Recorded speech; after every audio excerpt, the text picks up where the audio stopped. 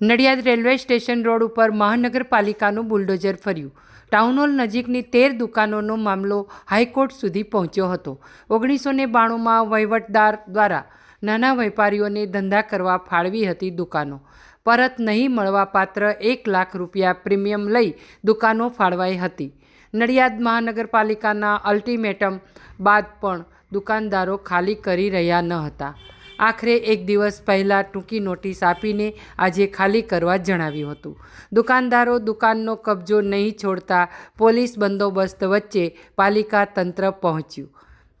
પીળો પંજો 13 દુકાનો ઉપર ફેરવવાનો શરૂ થયો। દુકાનો ધરાશયી થતાં જોવા મોટી સંખ્યામાં નડિયાદના લોકો એકઠા થયા।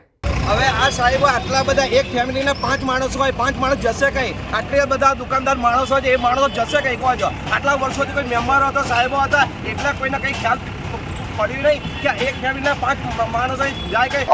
અત્યારના આપણે જે ટાઉન હોલની જગ્યા હતી, એ ટાઉન હોલની જગ્યામાં જે તે સમયે દુકાનો ભાડે આપેલ હતી। આ જે ભાડે આપેલ દુકાનો મુદત પૂરી થઈ ગઈ હતી અને મુદત પૂરી થઈ ગયા પછી રિન્યુ કરવાની થતી ન હતી।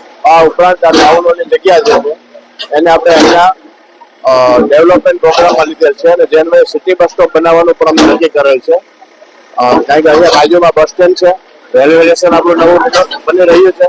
એ જોતા જો સિટી બસ સ્ટેન્ડ અહીંયા બનાવવામાં આવે તો લોકોને ખૂબ જ સારી રીતે લાભ થઈ શકે, એ હેતુથી આને દૂર કરીને હવે પછી ભવિષ્યમાં સિટી બસ સ્ટેન્ડ બનાવવાની કામગીરી અહીંયા શરૂ કરવામાં આવશે।